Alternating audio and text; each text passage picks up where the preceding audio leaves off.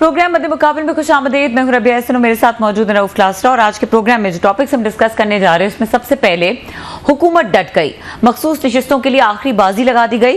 Speaker कौमी assembly Ayaz Sadiq ने election commission को खत लिख दिया, तरमीम शुदा इलेक्शन एक्ट के मुताबिक मखसूस नशिस्तें अलॉट की जाएं। स्पीकर का खत, इलेक्शन कमीशन क्या जवाब देगा, इसके ऊपर बात करेंगे। इसके अलावा बात करेंगे हुकूमत ने तरमीमी एक्ट 2024 में तब्दीली का फैसला कर लिया। सदारती ऑर्डिनेंस जारी करके प्रैक्टिस एंड प्रोसीजर बिल में तब्दीली की तैयारियां। एक्ट में तब्दीली से सीनियर जजों के इख्तियारात में कमी और चीफ जस्टिस के इख्तियारात में इजाफे का इम्कान। इस हिकमत अमली की वजह क्या है?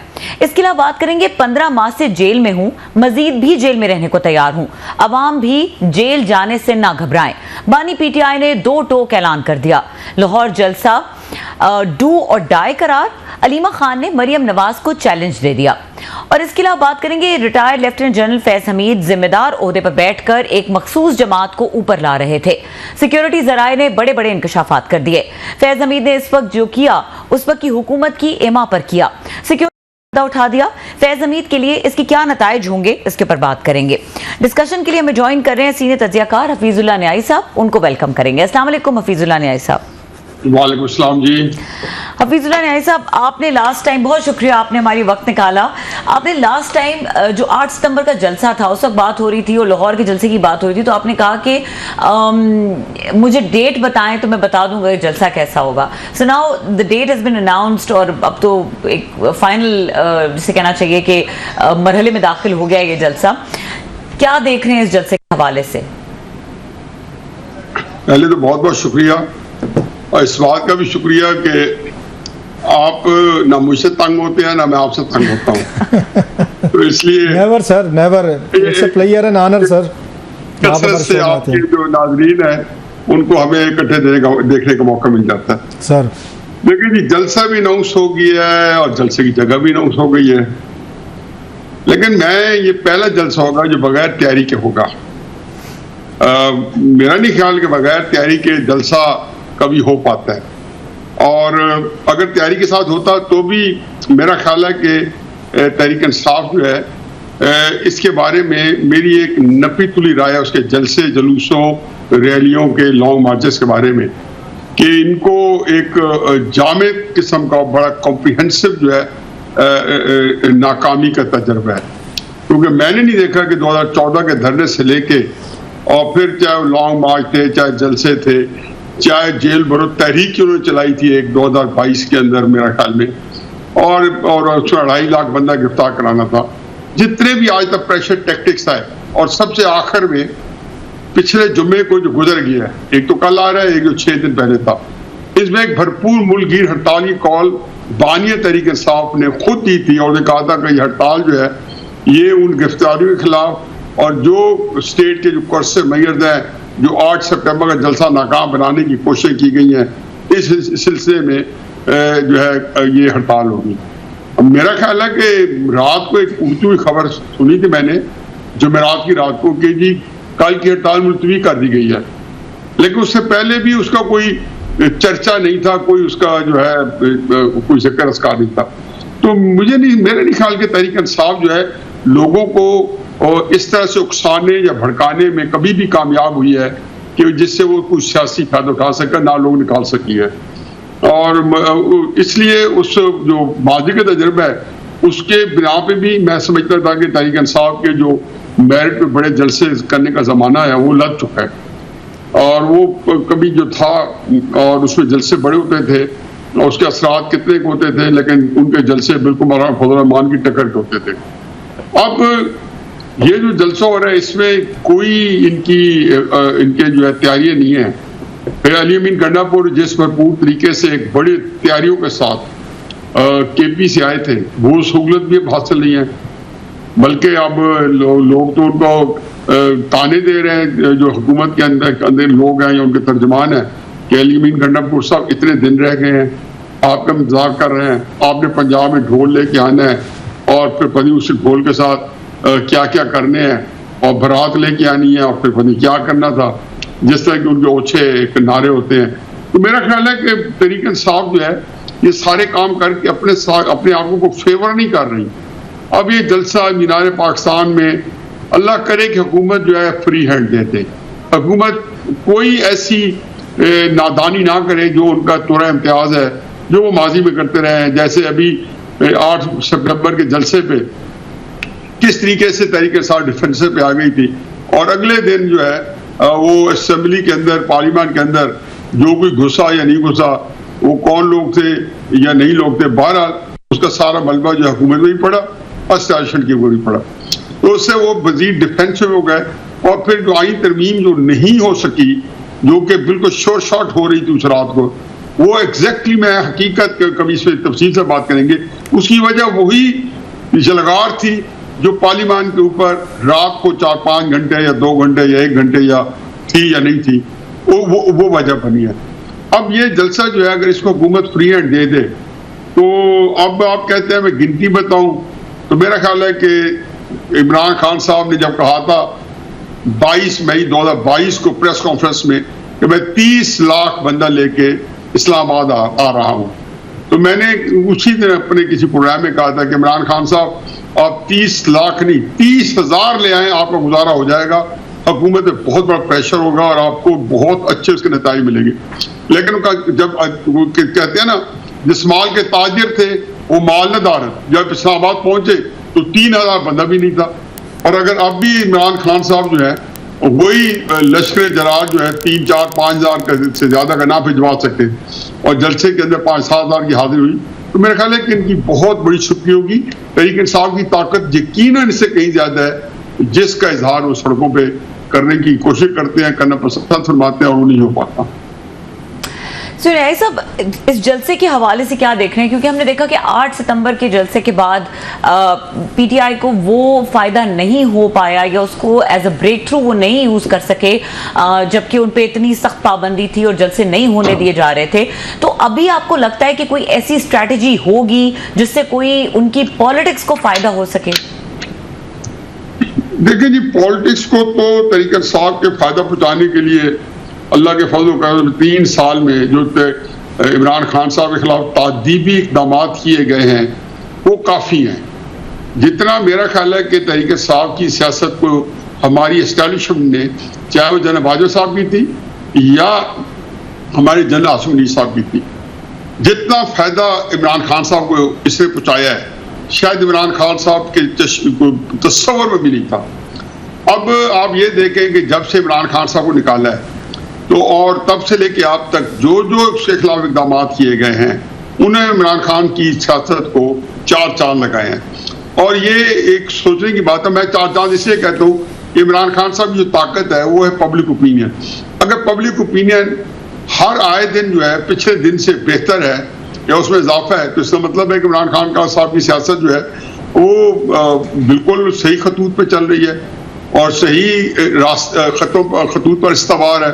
तो मेरा ख्याल है कि सियासत जो है वो भी उसी तरह बांझ है हिकमत अमली में इमरान खान साहब को हैंडल करने में, जैसे कि इमरान खान साहब अपने लिए कोई हिकमत अमली बनाने में इससे में आ रही है। तो अब यह है कि कैसे हैंडल किया जाएगा। मैंने तो यही कहा कि जलसे जुलूसों ने इमरान खान साहब को फायदा नहीं देना। अगर गवर्नमेंट ना करे कोई हमाकत, जो कि मैं अक्सर इनको कई दफ़ा फ़ोन करके कहता हूँ, इवन जब 25 मई का जलसा था तो 2 दिन पहले मैंने राना सनाउल्लाह साहब को फ़ोन किया और सारे मुस्लिम लीग के लीडरों को कहा, ये उस वक्त इनके पास इक़्तिदार था, कि आप खुदा के वास्ते को फ्री हैंड दे दें 25 मई को। तो वो नहीं दिया उस तरीके से, ज़्यादा रोका भी नहीं लेकिन दिया भी नहीं। अगर ये फ्री हैंड दे दें तो आपके सामने आ जाएगा और कुछ भी नहीं होगा। ये आसान काम नहीं है। ये तहरीक इंसाफ के पास जो फाइनेंस 2022 में थे, आपको अंदाजा नहीं कि एक जलसा करने में जब एक MP MNA को कहा जाता था कि अगर 10 गाड़ी नहीं लाए तो टिकट नहीं देंगे, और अगर वो इस तरीके से 2,500 गाड़ियाँ आ जाती थी तो आप समझे कि एक माहौल बन जाता था। अब वो ये, और मुझे पता है कि ये कितना फाइनेंशियल बोझ है कि 6-7 महीने 8 महीने बाद तहरीक इंसाफ के लोग मैं ज़ाती तौर पे उनकी क़यादत को जो है जानने की मुझे सहूलत हासिल है, तो मैंने देखा था कि वो बिल्कुल फाइनेंशियली बिल्कुल पुग गए थे। बल्कि आप ये देखें कि 8 फरवरी के इलेक्शन में जो उनकी अच्छी परफॉर्मेंस है, उसकी एक क्रेडिट और है कि उनके पास फाइनेंसेस बिल्कुल नहीं थे, ड्रेन हो गए थे। तो आप जो है जिसको कहना चाहिए कि तहरीक इंसाफ के पास अभी वो सारे में से कोई ऐसा टूल नहीं है, पैसे नहीं है, MP MNA नहीं है, कोई नुमाया आदमी सामने नहीं आएगा, गिरफ्तारी से डरेगा, क्योंकि जिस नौयत की टेंशन हो चुकी है उसको कोई और कॉम्प्रीहेंड करे या ना करे। क़यादत को अच्छी तरह पता है कि आजकल के हालात जो हैं ये शहादत गए उल्फत में कदम रखना है, तो मेरा नहीं ख्याल कि जो है वो सामने आएंगे, और वो भी सामने ना आए, पैसे भी ना हो, इत्मीनान भी ना हो, बंदे भी ना लाए जाए। जो इमरान खान के अच्छे दिनों में भी बंदे लाने की रीत जो थी वो बाकी पार्टियों की तरह उसी तरह से बंदरजे और तो मौजूद थी। तो मेरा ख्याल है कि जो है तहरीक इंसाफ को अगर फ्री हैंड दिया जाए तो उसके लिए काउंटर प्रोडक्टिव होंगे, जलसे नुकसानदेह होंगे, और बल्कि उसमें हवा निकलेगी। जैसे ही जुम्मे को अगर हड़ताल करवा देते और नाकाम होती तो ज़ाहिर एक साख आपकी मुतासर होती है, उसी तरह मुतासर होती है जिस तरीके से आप 9 मई 2023 को निकले थे और बड़ा तो कैंटोनमेंट पे आप जलगार कर दी थी, लेकिन बंदे आपके पास क्या आते 2,500 3,000 4,000, तो ये तो नहीं होता। वो भी सिर्फ लाहौर में, बाकी जगह चंद 100 बंदे भी नहीं इकट्ठे कर पाए थे। तो ऐसे नहीं होता कि आपको आपकी ताकत पब्लिक ओपिनियन इमरान खान साहब की, और इमरान खान साहब उसको सड़कों पर लाने में और एसोसिएशन के साथ नुकसान भड़काने में यकसा नाकाम रहे हैं। बावजूद है कि उनके पास सोशल मीडिया का टूल जो है गैर मामूली तौर पर मजबूत है, और इतना ऐसा जो उसका जो सोशल मीडिया सुनामी है वो मेरे शायद ही किसी को पाकिस्तान में कभी फिर भी मुझे साहब आपने बड़ा तफसील से बड़ा कम्प्रीहेंसिवली एनालिसिस किया, very logical to a greater extent. लेकिन 2-3 पॉइंट्स में मैं ज़रा थोड़ा सा आपसे डिफ़र करता हूँ सर। आपने बिल्कुल इमरान खान साहब को वो करके उनके हामियों के लिए एक इंतहाई डूम्सडे सिनेरियो पेश किया है सर। मैं दूसरा इसको मतलब एक और साइड का सिनेरियो पेश करके आपसे ओपिनियन लेना चाहूँगा कि यही बात खान साहब को पहले भी कही जाती थी कि जनाब के आप जो है ना ATMs के सहारे चलते हैं। अलीम खान साहब हूँ, जहांगीर तरीन साहब हूँ, दीगर बड़ी बड़ी पार्टियों, मलिक रियाज साहब का भी नाम आता था और भी लोगों का कि ये लोग आपको फंड करते हैं। उस वक्त उनके भी नाम आते थे, कोई ISI के साबिक जर्नलों के, वो भी आपको पैसा अरेंज करके देते हैं, वही लोग लाते हैं, बसें लाते हैं, इस तरह के आपके जलसे कामयाब होते हैं। तो खान साहब ने तो वो मिथ ब्रेक कर दी थी, ना जहांगीर तरीन साहब का पैसा था, ना अलीम खान साहब का था, ना बाकी लोग थे। खान साहब ने उसके बाद भी जलसे किए, मार्चेस किए, फंड का कोई मसला नहीं था, लोग भी बाहर निकल आ रहे थे। तो आपको लगता नहीं है कि आप इमरान खान साहब समझते हैं या उनकी पार्टी कि आप वो इस चीज़ से बावरा हो गए, आगे निकल गए? लोग अब खुद आते हैं, लोग खुद बाहर निकलते हैं, उनको कॉल देनी पड़ती, किसी को बस वैगन ट्रक को कोई चिंकी रिक्शा मिक्शा नहीं देना पड़ता। वो जो बिलीव इट कि लाहौर वाले लोग खुद निकलेंगे और यहाँ पे बसेस की ज़रूरत भी नहीं है, या आप समझते कि लाहौर ही नहीं निकलेंगे और इनको पूरे पंजाब से बंदे इनको ट्रकों बसों पे लाने पड़ेंगे, तो लाहौर के लोग नहीं निकलेंगे बाहर? ये जो आप बात कह रहे हैं, लाहौर की बहुत बड़ी आबादी है सर। क्लासेस साहब, इन ऑल फेयरनेस, अगर कोर्सिव कंडीशन न होती, अगर नामासाइद हालात का सामना न होता, तो लाहौर में से लोग खासी तादाद में निकल आते, और इन हालात में कि जिसके अंदर इमरान खान साहब की बड़ी अच्छी एक जो है सपोर्ट मौजूद है। लेकिन क्राइसिस ये है कि कोर्सिव कंडीशन में पहली बात तो यह है कि कसीर तादाद के लोगों की नहीं निकलेगी, और जो डाई हार्ड होते हैं वो पार्टियों के अंदर जिसको 2-4 हज़ार भी अवेलेबल हो, ऐसे डाई हार्ड वर्कर्स जो कि निकलेंगे, अपने तौर पे निकलेंगे, तो वो इतने काफ़ी नहीं है कि आप उससे कोई इम्पैक्ट क्रिएट कर सकें। और वो भी लाहौर जैसे शहर में जो कि 2.5 करोड़ आबादी का शहर है, और वहाँ पे आप जो है 2% लोग भी लाहौर के ना निकाल सकते हैं 2.5 करोड़ के ऊपर, जो कि आप समझिए कि 2% मराद शायद मुझे इस फिगर कैलकुलेट नहीं कर सकता, 20-25 हज़ार होना चाहिए। तो अब पहली बात तो ये, दूसरी बात ये है जी कि जो पैसों की बात है, जो आपने ATM मशीन की बात की है, ये देखिए ये पैसा जो होता है ना, ये सबसे मुश्किल तरीन मरला होता है हर पार्टी में। इमरान खान साहब को मैं ये क्रेडिट दूंगा कि जो पार्टी के लिए पैसा मिला या इकट्ठा किया, जायज नाजायज, उसके लिए उन्होंने लगाया पार्टी को, उन्होंने अपने ढांचे पर लगाया, जलसों को साइंस की उन्होंने सोशल मीडिया पे लगाया, उन्होंने इस पैसे को ऐसा खुल के लगाया कि जिनके बेनिफिशियरी इमरान खान साहब थे। अब आप थोड़े देखें इमरान खान साहब जमान पार्क में थे और 1000-1200 बंदा जो था वो 4-5 महीने जमान पाक करके बैठा और जो उनकी हिफाजत कर रहा था। आपको याद होगा कि गिरफ्तारी करने जाते थे तो लोग पेट्रोल पंप मारते थे, जमान पाक के 24 घंटे पहरा देते थे। अब मैं उनके तखमीना लगा रहा था किसी ऐसे बंदे को जो इंतजामिया में से था, तो एक बंदे के बिठाने पे उसे नाश्ता, तो खाना, रात का खाना, सोना धोना, वो उसका टेंट, रिहायश है, एक बंदे पे कम से कम जो 4-5 हज़ार रुपए दिन का खर्च आ रहा। आप इसे अंदाजा कि आप 5-7-8 लाख रुपए दिन का, अगर 10 लाख रुपए मिनिमम, बहुत ही कंजूसी के साथ है जो पूरा जमान पाक भरा पड़ा था ऐसे लोगों से। और ये जो है वो अगर उसने 4 महीने बैठे तो क्या आपका क्या ख्याल है, 5 महीने बैठे, क्या ख्याल है कि कोई किसी के पास कोई सोने की वो कानें नहीं होती या किसी के घर पैसे दरख्तों पे नहीं लगते, चुनाचे बंदे ड्रेन हो जाते हैं। और वो मैं बताया कि अब और उसके साथ सहूलत क्या थी, अब आपको इंकशाफ तो हो गया है और ये ढकी चुपी नहीं। आपके मैं जो वीलॉग है वो भी देख रहा हूँ, आपके प्रोग्राम भी देखता हूँ। आपका खुद आपका इजहारिया ये है कि जी फैज हमीद साहब जो है वो आखिरी दम तक, आखिरी शाम तक जो इमरान खान साहब के साथ तन मन धन रहे। यही एस्टैब्लिशमेंट का उनके ऊपर इल्जाम है कि आप जो है पोस्ट रिटायरमेंट भी इमरान खान साहब के साथ लगे रहे।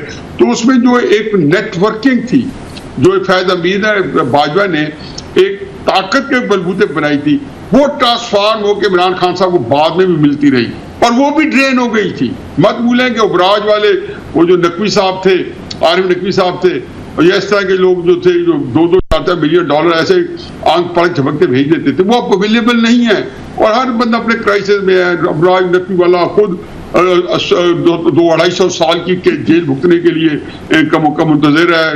रियाज साहब, मलिक साहब का पता है वो बेचारे किस मुसीबत में फंसे हुए हैं। बाकी लोग भी जो है उस तरीके से अवेलेबल नहीं है। लेकिन बहुत सारे ओवरसीज पाकिस्तानी ने सर, बहुत सारे ओवरसीज पाकिस्तानी ने भी पैसे दिए, फंड इकट्ठे किए, पैसे मांगे, कभी नहीं आए, कभी भी नहीं है। मुझे बताएं कौन सी दफा उन्होंने पैसे मांगे और ओवरसीज पाकिस्तानियों ने पैसे उल्टा दिए। ये पैसे मुझे खुद ओवरसीज पाकिस्तानी कहते थे और तराकी कहते थे जिनके व्हाट्सएप ग्रुप में है कि आप देखेंगे कि इमरान खान साहब ने $100 मांगे, $1000 मांगे, आप 10,000 निछावर करेंगे। मैं तखमीना लगाता था कि इमरान खान साहब के पास तो $500 मिलियन, $1 बिलियन पलक झपकते आ जाएगा। इमरान खान साहब तो अब पिछले दिनों कह नहीं रहे थे कि मेरे तो हालात बड़े खराब हैं, पार्टी नहीं चल रही, बहुत सारे उनके कर्जे रहते हैं। लेकिन और बात है, ये लंबी किसी और पैसे उलझ जाएंगे।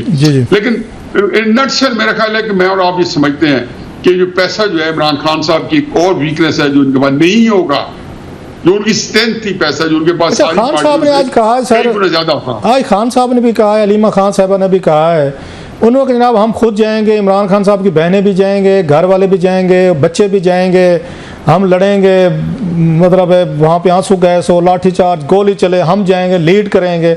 और खान साहब ने कहा जी आपको जलसों में ना जाने दें तो जेलें भर दें आप वहाँ पे।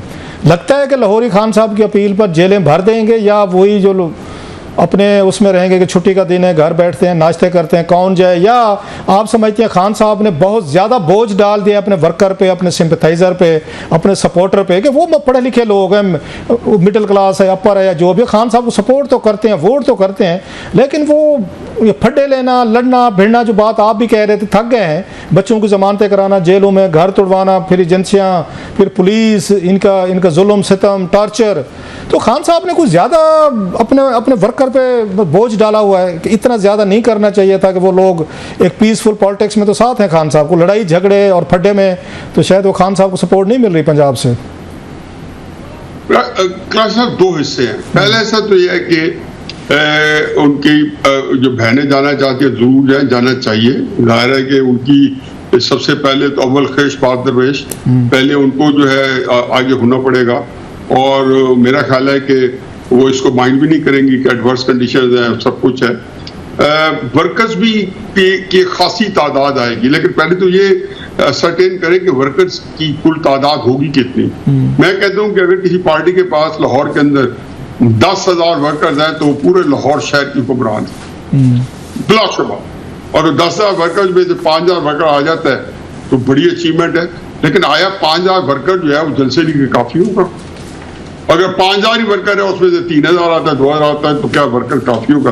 तो इसलिए ये बहाने ढूंढेंगे कि किसी दीगर से जलसे को सबटाइज किया जाए या कोई बंदा ऐसा कि पुलिस को आंसू गैस चले और इज्जत सादात जो है वो बहरहाल किसी हद तक बच जाए या कुछ न कुछ वो काबू में रहे। बाकी आपका ये ख्याल है जी कि इन जलसों से इमरान खान जो जेल भरो तहरीक, तो इमरान खान साहब ने पहले जो जेल भर ली थी इससे ज्यादा अच्छे हालात थे।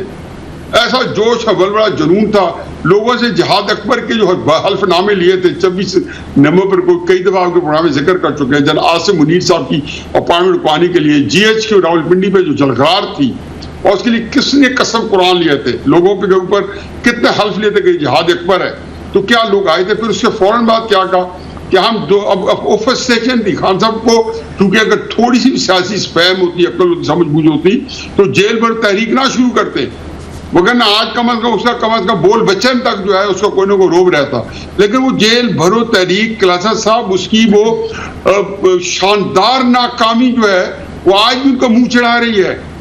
आपको याद होगा कि 250 बंदा पूरा नहीं हुआ था, जिन्हें बेचारे शामिल कुरैशी बेचारा जो है वो जो था टिशा में मारा किया कुरैशी साहब के वहम गुमान नहीं था कि अरेस्ट हो जाएंगे। अब बताएं आपने 2.5 लाख बंदा देना है।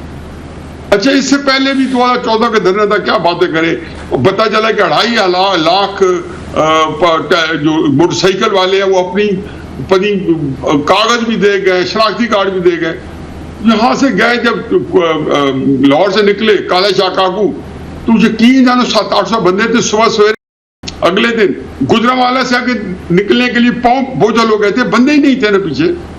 क्या आपने देखा नहीं था कि 14-15 अगस्त की सुबह जब वो गुजरांवाला के अंदर रात को जो 4 घंटे क्याम करके निकलने लगे तो बंदे नहीं थे।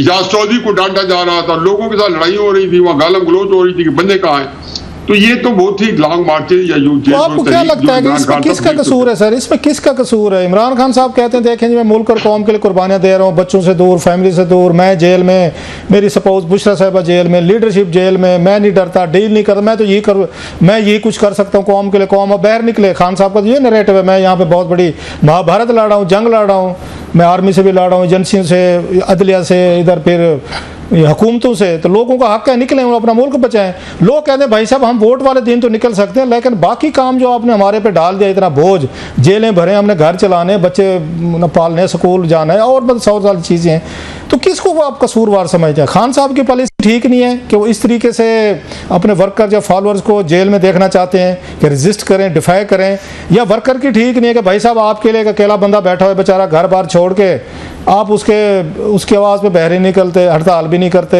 जलसे में भी नहीं आते। आप इस पे वो कहते किसको ब्लेम करेंगे सर? एक एनालिसिस चाहिए मुझे आपको, बिल्कुल ऑनेस्ट, पहले भी आप दे रहे हैं, इस पे ज़रा बताएं sir, who is to be blamed? बड़ा खूबसूरत क्वेश्चन है क्लास साहब, कमाल का। देखिए, और बड़ा दिलचस्प है। पहली बात यह है कि मैं जो है खुद स्टूडेंट एक्टिविस्ट जब था तो मैं पॉलिटिकल एक्टिविस्ट था अपने स्कूल लाइफ में, लेकिन मैं नजरियाती सियासत करता था। मेरे जो मुखालिफ थे और मेरा ताल्लुक नजरियाती जमात से था, और मुझे इस बात का हकीकत है, मुझे फख्र है कि जिनका मैं मुकाबला कर रहा था वो भी नजरियाती सियासत कर रहे थे जी। अब ये बदकिस्मती है कि पाकिस्तान की जो मकबूल सियासी जमातें हैं, चाहे पीपल्स पार्टी है, चाहे इवन जुल्फिकार अली भुट्टो की, चाहे तहरीक इंसाफ है या मुस्लिम यून है, ये नजरियाती पार्टी नहीं है। अगर जमात इस्लामी के पास इससे आधी पॉपुलैरिटी होती तो जितने लोग थे वो सारे के सारे जो मीनार पाकिस्तान में आ जाते, फजल-ए-मान के बंदे जितने भी हैं सारे आ जाते हैं, क्योंकि उसके अंदर बंदे की जील अलग होती है। उनके अंदर लोग फजल-ए-मान के पास इसलिए नहीं आए कि ये MPA फजल-ए-मान की पॉपुलैरिटी बन जाएगी। जो इस्लामी में इसलिए नहीं है कि वहां जाए को बड़ा ओहदा मिलेगा, सियासत मिलेगी।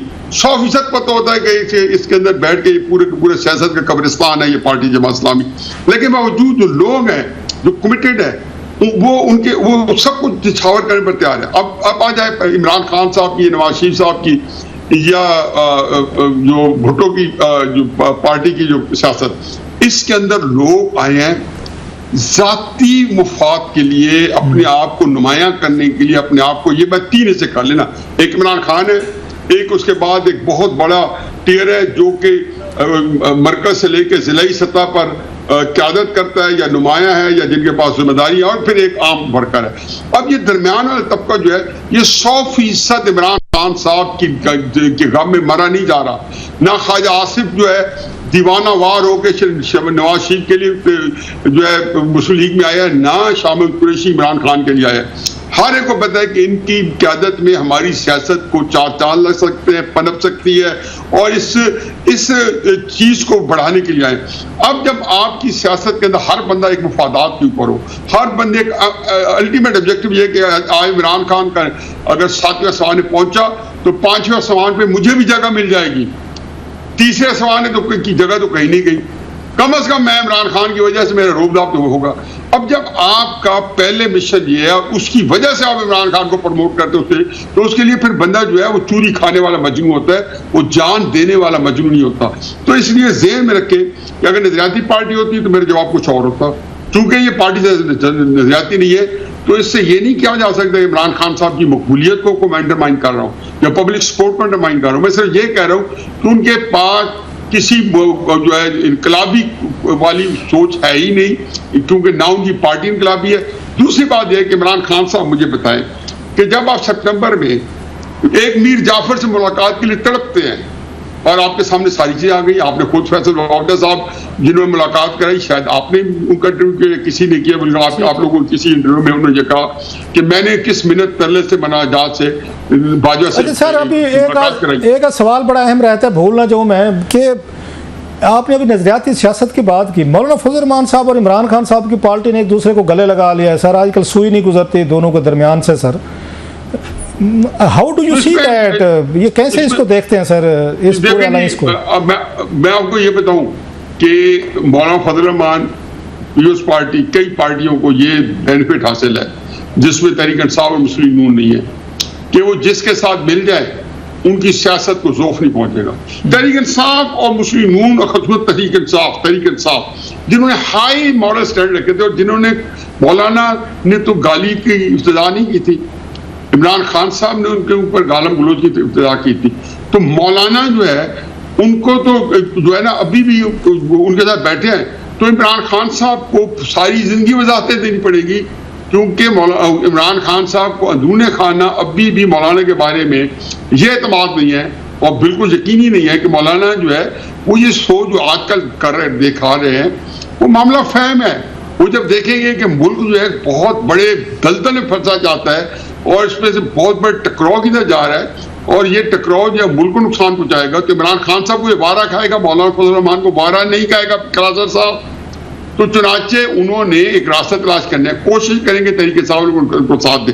दूसरी बात यह कि इमरान खान साहब का क्या असूल है कि आज वो एस्टेब्लिशमेंट उनसे बात करना चाहे, आज तो मीर जाफर मीर सादिक आ जाए तो इमरान खान साहब बखुशी उसे गले लगाने के लिए तैयार है। इमरान खान साहब को तो आपकी बात ठीक होगी सर, चलो इमरान खान साहब की हद तक आप चलो मान लिया, तो मौलाना फजल रहमान साहब के बारे में क्या ख्याल है कि वो खान साहब को क्या क्या नाम पुकारते थे या खान साहब उनके बारे में पार्टी क्या कहती थी? तो सारा बर्डन इमरान खान साहब पे ने तो नहीं उठाना ना हाई मॉरल ग्राउंड का, तो थोड़ा सा बर्डन मौलाना फजल रहमान साहब भी तो उठाएं, उनके बारे में क्या क्या गुफ्तगू नहीं हुई, क्या क्या नाम नहीं बुलाया गया, क्या क्या जलसों में नारे नहीं लगे, वो भी तो थोड़ा सा दिखा सकते थे हाई मॉरल ग्राउंड। उन्होंने क्यों नहीं दिखाया सर? वो भी तो पीटीआई को कह सकते भाई साहब आप अलहदा रहे, मेरी अलहदा जंग है, मैं लड़ लूंगा, मुझे आपकी सपोर्ट नहीं चाहिए बिकॉज के आप मुझे अगर अच्छा बंदा नहीं समझते या अच्छा सियासतदान नहीं समझते। इतने बड़े इल्जामात लगने के बाद भी मौलाना साहब उनके यहाँ खाने भी जा रहे हैं, चाय भी पी रहे हैं, गले भी लग रहे हैं, वहाँ जो गप्पे भी लाप रहे हैं, हप्पे शप्पे सारा कुछ हो रहा है और उन पे कोई किसी को गुस्सा नहीं है। इमरान खान साहब पे हमें गुस्सा है सबको, ये क्या वजह है सर? अब इसके दो चीजों का अलग करें। पहली बात तो यह है कि जब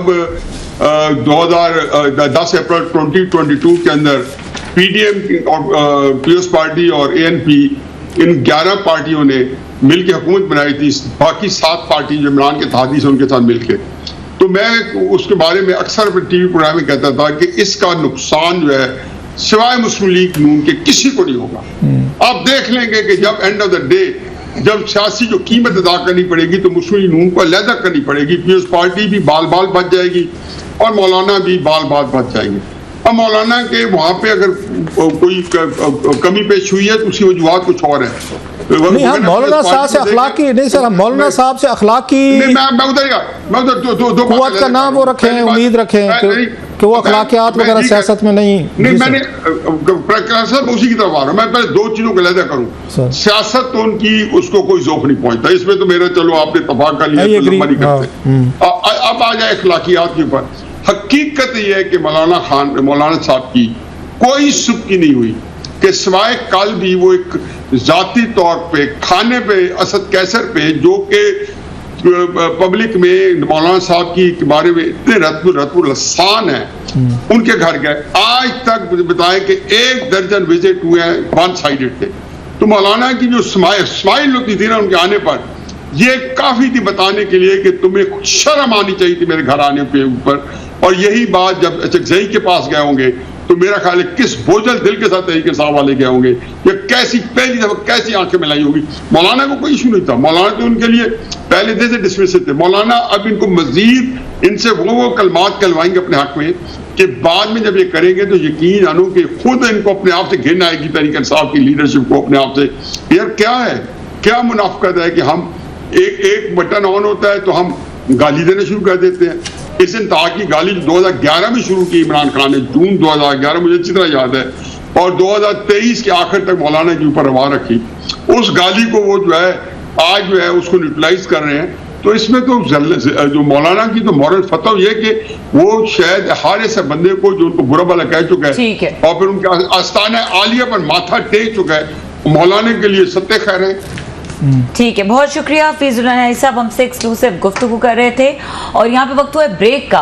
ब्रेक के बाद इसी डिस्कशन को आगे बढ़ाएंगे। इसके अलावा बात करेंगे जो हुकूमती सतह पर कुछ चीज़ें हो रही हैं, ख़ास तौर पे जिस तरह से प्रैक्टिस एंड प्रोसीजर बिल में जो तरमीम है उसके हवाले से जो ऑर्डिनेंस लाया जा रहा है, इसके ऊपर बात हो रही है। इसके अलावा जो स्पीकर ने ख़त लिखा है सुप्रीम कोर्ट को वो मखसूस नशिस्तों के हवाले से, उसके ऊपर भी बात करेंगे। हमारे साथ रहिए।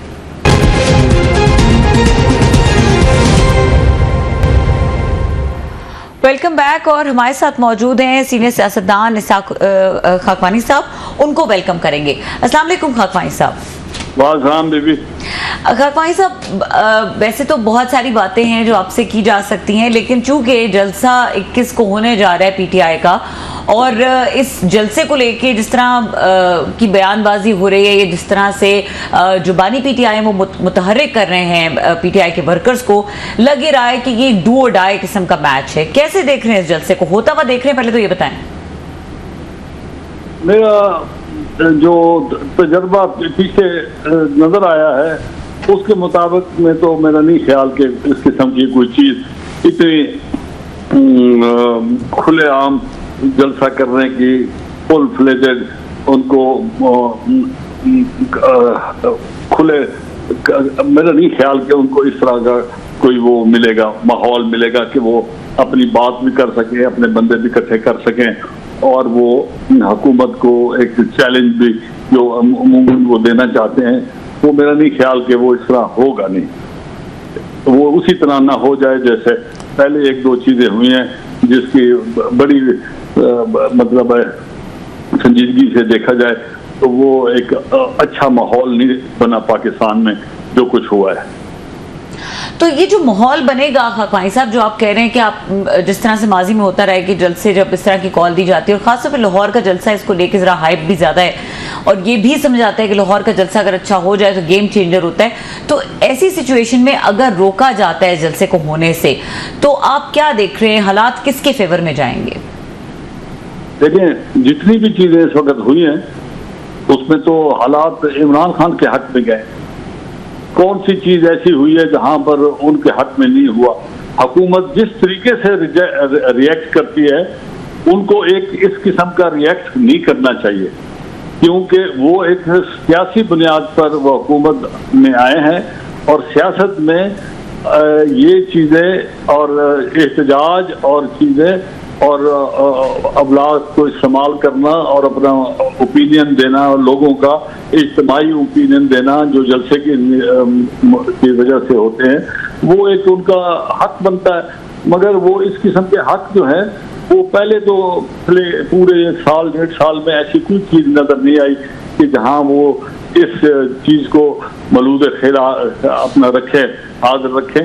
मेरा नहीं ख्याल वो अगर देखें जलसे में पिछली दफा उन्होंने इजाजत दी और कहा कि 7 बजे तक बंद कर दें, 15 मिनट अगर लेट हो गए तो उन्होंने शेलिंग शुरू कर दी।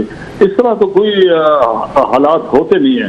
या तो आप इजाजत दें या इजाजत ना दें, वो आपका एक एडमिनिस्ट्रेटिव हक है जो कि आप इस्तेमाल करते हैं। और एहतजाज वालों का भी एक हक है वो भी एक अपना हक इस्तेमाल करते हैं। उनको भी नहीं चाहिए कि जाके दरखास्तें दें कि हम एहतजाज करना चाहते हैं। एहतजाज का मतलब ही स्पॉन्टेनियस अपना रिएक्शन, लोगों के सामने अपना बयान करना, लोगों की ताईद हासिल करना, ये एक बुनियादी एक वसूल है। कहाँ लिखा हुआ है कि जो आपने एक जगह पर एक अपना एहतजाज करना है और पहले डीसी साहब को दरखास्त दें कि मैं एहतजाज कर लूँ? ये तो मजाक है। नहीं खान साहब, मैं थोड़ा सा विद लॉट ऑफ रिस्पेक्ट, आप खुद पॉलिटिकल वर्कर हैं, बहुत सारे जलसे जुलूस आपने किए हैं। इस मुल्क का कोई कानून है, अच्छा है बुरा जैसा भी है, कि कोई भी जलसा आपने करना है, क्योंकि इसमें हो सकता है 2-4 हज़ार लोग हैं, किसी पार्टी के हैं या किसी भी कोई ग्रुप के हैं, अपनी आवाज़ बुलंद करना एहतजाज करना चाहते हैं, तो उस शहर में और भी बहुत सारे लोग रहते हैं जो आपसे शायद एग्री नहीं करते होंगे। आप जाएँ सड़कें बुला कर दें, आप जाएँ वहाँ आग लगाना शुरू कर दें, वहाँ पे लॉ एंड ऑर्डर सिचुएशन पैदा कर दें, टायरों को आग लगाएं, वो सारा कुछ आप पूरे शहर को ब्लॉक कर दें। इसलिए आपको हमेशा डिप्टी कमिश्नर से जलसे की इजाज़त लेनी होती है। ये लॉ है सर, ये कानून है आप बकायदा। आप उनसे पूछेंगे, वो आपको एलोकेट करेंगे कि फलां जगह पे जाएं और जलसा कर लें। ऐसे तो अगर फिर सारे लोग शुरू हो गए तो फिर तो जो मुल्क का जो ऑलरेडी बड़ा बुरा हाल है इसके सिस्टम का, ये तो सारे का सारा कोलैप्स करेगा कि जिसका जो दिल चाहे 200-400 बंदा इकट्ठा करे, वो सड़कें रोके, वो टायर जलाए और जो कर ले सब। ये सबकी बात कर रहा हूँ सर। आप एक एक्सट्रीम मेरी पॉइंट ऑफ व्यू को आप ले रहे हैं अपने सामने। मैंने इस तरीके से बात नहीं की कि आप जाकर लोगों को आग लगाएं और ये कुछ होता है सर। एहतजाज से मुराद पाकिस्तान में तो ये कुछ होता है sir. That's the people do mostly. सारी दुनिया में यहाँ पर एहतजाज होते रहते हैं, लोग बाहर निकलते हैं और सिर्फ कैंडल लेकर खड़े हो जाते हैं, ख्वातीन और मर्द और बच्चे, और वो लोगों को दिखाते हैं कि हम किस चीज़ के खिलाफ कर रहे हैं। कई तरीके हैं अखलाकियात को मद्देनजर रखते हुए आप एहतजाज कर सकते हैं। आप खड़े होकर देखें, मातमी जुलूस भी निकलते हैं ना जनाब, ये मुहर्रम के मौके पे वो जाकर किसी को जलाते हैं, कोई मारते हैं, तो एक सर उनके भी परमिट होते हैं सर। मैं आपकी बात काट रहा हूँ। मुहर्रम के जुलूसों के भी रूट उनके डिसाइड किए जाते हैं, परमिट उनको मिलता है, उनको बाकायदा परमिशन मिलती है, सिक्योरिटी मिलती है, फिर जाते हैं सर वो। बिल्कुल, तो आपको वैसे ये होना चाहिए। मैंने तो ये नहीं कहा कि नहीं होना चाहिए, मैं तो कह रहा हूं कि अगर आपको जगह बताई जाती है और उसको आपको टाइम दिया जाता है, मगर ये मैंने कभी नहीं सुना था कि 15 मिनट अगर लेट हो गए तो ये ठीक बात है आपकी, आई एग्री। अच्छा सर, ये बताएं, आगे चलते हैं थोड़ा सा, ये बताएं कि अभी हमारे साथ हफीजुल्लाह न्याज़ साहब थे आपसे पहले, उनसे भी ये सवाल हमने मिलते जुलते किए कि लाहौर में जलसे का क्या रिस्पांस होगा। उनका ये कहना था जलसे बड़े करने के लिए जिसकी इमरान खान साहब तवक्को रखते हैं, बहुत सारा पैसा चाहिए होता है, बहुत सारी लॉजिस्टिक आपको सपोर्ट चाहिए होती है, आपको बहुत सारे खाने पीने के, कुर्सियों के, लाउड स्पीकर के, स्टेज के, लोग बड़े दूर दूर से आते हैं, उनका स्टे का बंदोबस्त, वापसी का, लंच डिनर, नाश्ते, किराए, you need a lot of money, और फिर ऑर्गेनाइजेशन चाहिए कोई आपको, मतलब पार्टी की। वो कहते हैं सारी चीज़ें मिसिंग है इस वक्त। खान साहब ने जो लाहौर में उन्होंने जलसा काल दी है तो लोग नहीं आएंगे। लोग इस वक्त एक तो पैसा नहीं है, आपका तंजीम नहीं है, और आपके पंजाब के लोग वो गिरफ्तार हैं, तो लिहाजा उनका ख्याल है जलसा ये इतना बड़ा नहीं कर सकेंगे लोग उस तरीके से अचानक खुद से निकल कर वो नहीं आएंगे जलसे में। Do you agree with this assessment sir? बस एक असेसमेंट है उनकी। मेरे ख्याल में जब वो कॉल देते हैं तो वो लोग इतनी तादाद में तो आ जाते हैं कि जिसको जलसा कहा जा सकता है। हो सकता है वो बहुत बड़ी रैली और बहुत बड़े जलसे जिस तरीके से वो पहले करते रहे वो उस तरह का ना हो, क्योंकि उसके लिए ये जो आप चीज़ें कह रहे हैं ये इसकी ज़रूरियात होती हैं, लोग दूर से भी आते हैं। मगर एक शहर की बुनियाद पर, एक शहर के अंदर अगर कोई जलसा करे और उससे उसी लोगों पर एतमाद करके कि उनको बुलाया जाए, तो वहाँ एक अच्छा माहौल भी बन सकता है, अच्छे तादाद में लोग भी आ सकते हैं। मैंने कई जगह माल रोड पर, ये आपकी म्यूनसिपलिटी जहाँ पर है, कारपोरेशन है, इसके सामने जो बाग है उसके अंदर जलसे होते थे। जलसे ज़रूरी नहीं है कि वो मीनार पाकिस्तान के जलसे हो, जलसा वो है, और वो फिर आहिस्ता आहिस्ता जब वो जलसे की वजूहात आगे और प्रोग्राम आगे बढ़ते हैं तो उसके अंदर लोगों का फिर आहिस्ता आहिस्ता शामिल होते जाते हैं। अभी तो लोग कई खौफजदा होंगे कि हम क्या जाएंगे वहाँ, मार पिटाई शुरू हो जाएगी, अपना वो आंख को गैस फेंक के जाएंगे, तो क्या फायदा जाने का, ये है वो इस तरह का। मगर ये कोई नहीं कह सकता कि जी उनकी जो तादाद है उनके सपोर्टर्स की, उसमें कोई खास कमी मैं नहीं महसूस करता। मैं अच्छा सर, लोग निकलेंगे। आप बड़ा करीब रहे हैं खान साहब के, अब उनके पॉलिसी फॉर्मेशन में उन बल्कि वो जलसों में शामिल भी थे, स्टेजेस पे बैठे होते थे जहाँ पे इमरान खान साहब जो हैं मौलाना फजल रहमान साहब के खिलाफ तकरीरें करते थे। अब जब पीटीआई और मौलाना साहब को आप करीब देखते हैं, बिल्कुल आजकल उनका लाइंस चल रहा है, सॉर्ट ऑफ आना जाना खाना पीना सारा कुछ, आपके क्या है कि ये मतलब पॉलिटिक्स में ठीक है कि वही कहते हैं जी पॉलिटिक्स में there are no permanent enemies and friends, या आप समझते हैं कि नहीं, अगर आपका कोई असूली किसी से मुखालफत है, असूली स्टांस है, तो फिर आपको पॉलिटिकल बेनिफिट्स नहीं देखने चाहिए, अपने असूल को प्रेफर कर। खान साहब को अपना एक असूली एक मौक़िफ़ था, अगेंस्ट मौलाना फजल रहमान साहब खुलकर बयान करते थे। मौलाना साहब भी वो भी इमरान खान साहब के खिलाफ अपना असूली मौक़िफ़ बड़ा इंतहा खौफनाक तरीके से बयान करते थे। आज दोनों के जो असूली मौक़िफ़ हैं वो एक हो गए। डू यू थिंक के उनको अपने अपने असूली मौके पे खड़ा रहना चाहिए था, या वो कहते हैं do in the room as the Romans do, कि बाकी कर रहे हैं तो हम क्यों ना करें जनाब, हम क्यों सियासत में असूली अखलाकियात के चक्कर में पड़े, जहाँ फ़ायदा नज़र आता है दोस्ती कर लो, नहीं आएगा तो फिर एक दूसरे को गालियाँ देना शुरू कर देंगे। अब देखें, मौलाना साहब का एक जो रोल रहा है पिछले चंद हफ्तों में, उसमें तो आप ये चीज़ देखें कि उन्होंने अपने जो सियासी पत्ते हैं वो तो उन्होंने सही खेले हैं। उन्होंने एक उम्मीद तो दिलाई होगी ना जनाब पीपल पार्टी को, एक उम्मीद तो दिलाई होगी नून लीग को कि वो उनके साथ मिलना पसंद करेंगे और बैठ के उनके साथ बात करेंगे।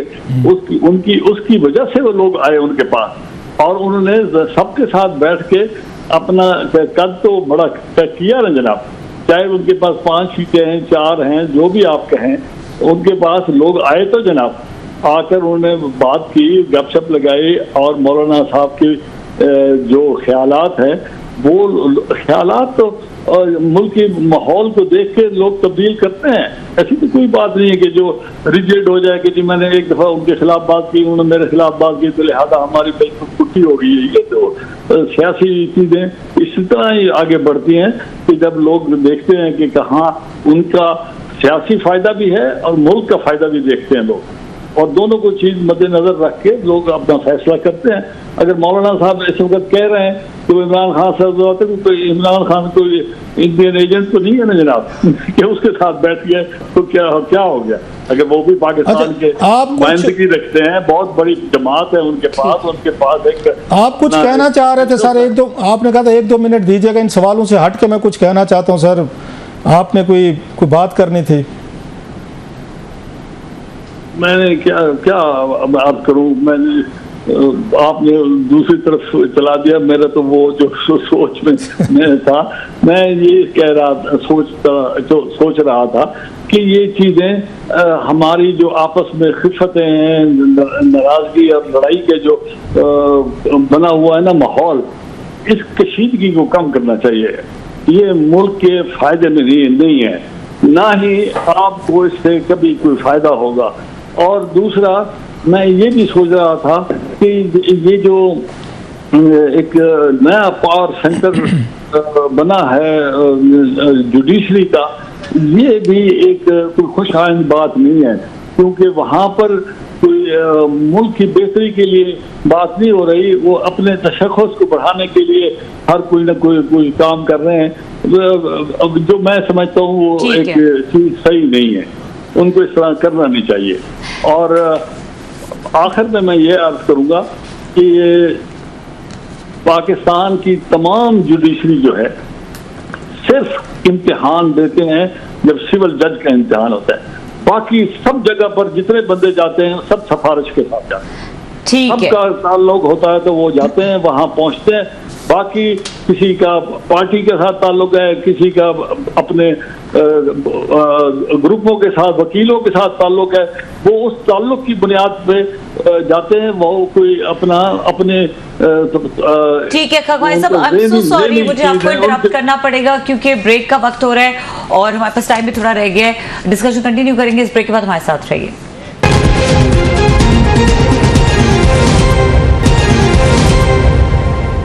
वेलकम बैक खगवाई साहब, हमारे पास थोड़ा सा टाइम है, प्लीज अपनी बात कंप्लीट कीजिएगा।